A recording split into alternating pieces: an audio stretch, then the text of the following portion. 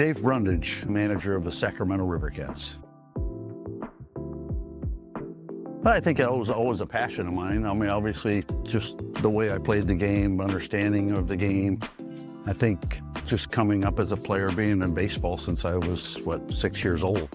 I think it just kind of gets instilled into your blood. And it was something that a lot of people had mentioned to me about, do I want to coach and do I want to manage? Of course I did. I loved every bit about the game of baseball and the intricate parts of it. Just having the passion was something that always drove me every day. To be a smart player and to be a smart manager, pitcher, and a position player has really helped throughout my career, because the ability to be able to relate to the pitchers and position players helps in running a game. I think it's always just kind of been instilled in me, having that passion and understanding, having the love for the game and everything like that. I just always paid attention. I always asked questions and just always tried to absorb and not get in the way, but yet be close enough to understand how they communicated, how they get their message across, how did you get the most out of your players, and how to motivate them on a daily basis and a weekly basis, monthly basis. And I think along the lines, it's something that I just never took for granted and always wanted to still learn, and I'm still learning. And it's not like the day that I stop learning and the day you lose that passion or whatever it might be.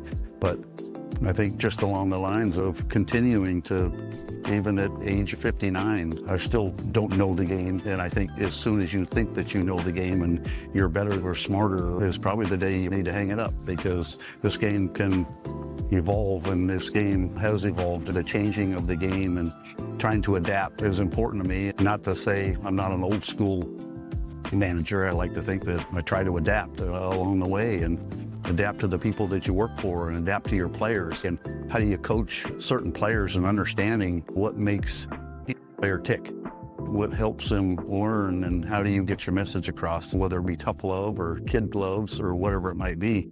Is something that I've always prided myself on, and understanding the player and getting to know the player and gaining that trust.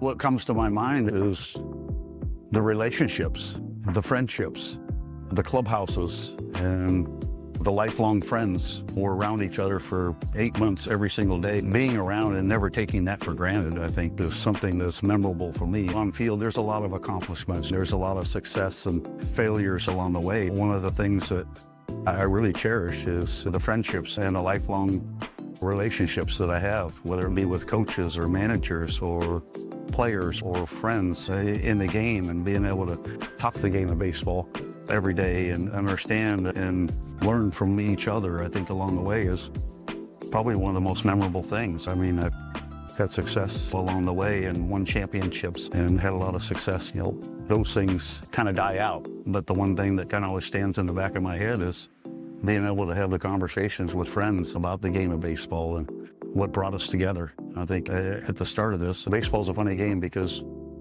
you have these lifelong friends, and yet you don't talk to them for 3-4 months, but it's just like you pick up right where you left off. Those are the memories that I'll always cherish. It's just like friendships in life, gaining that trust, and if the players don't trust you, the honesty.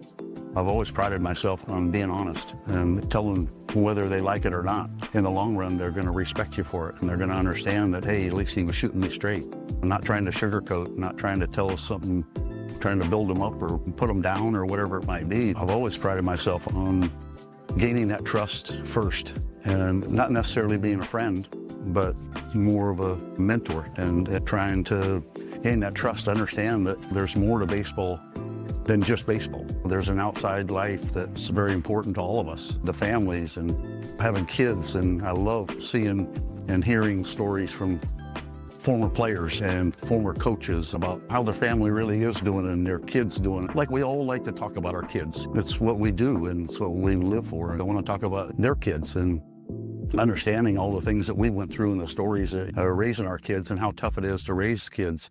And I think they're the heroes in this thing as far as raising kids, because we're gone so often, and in a way it's tough because during the season You coach, and you have these relationships and everything like that. But, at the end of the day, my wife's back home and she's with the kids and she raised the kids. You wear different hats. I have a manager's hat throughout the season, but when I go home, I have to put my dad hat on. It's a wonderful thing.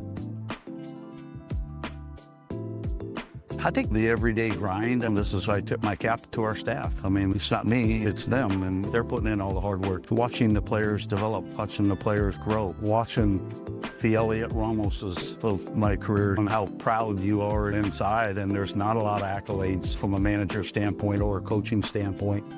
But those are the small dividends that pay off, because that's what makes you so proud, to get to see guys like himself and watching him grow and mature as a player and as a hitter and as an outfielder, a base runner, whatever it might be, as a Major League Baseball player that goes into it. And our staff should be very proud. I think Damon's put in all that time with all these hitters, and not just obviously the Ramoses, but those are the good stories. There's a lot of bad stories along the way too that make you sad because you didn't get the most out of that player.